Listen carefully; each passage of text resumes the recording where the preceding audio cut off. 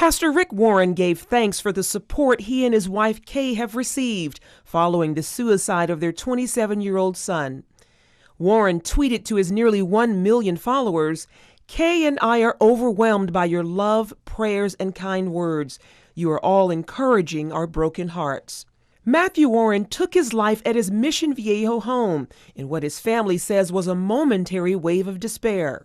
In a heartbreaking memo to his 20,000-member Saddleback Church, the author of the best-selling Purpose-Driven Life said his son ended his life after a lifelong battle with mental illness.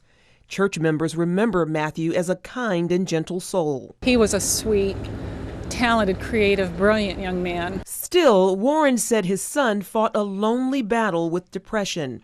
But only those closest knew that he struggled from birth with mental illness, dark holes of depression, and even suicidal thoughts. In spite of America's best doctors, meds, counselors, and prayers for healing, the torture of mental illness never subsided, said Warren.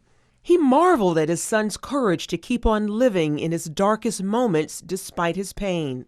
"I'll never forget how many years ago, after another approach had failed to give relief, Matthew said, 'Dad, I know I'm going to heaven.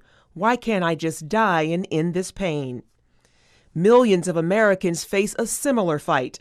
The Centers for Disease Control estimates that around 3.4% of Americans suffer from depression, and roughly 40,000 people commit suicide every year in the United States.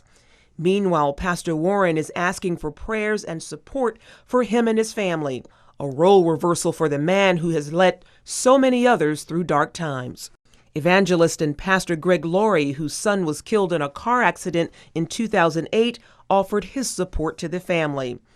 "At times like these, there really are no words, but there is the Word.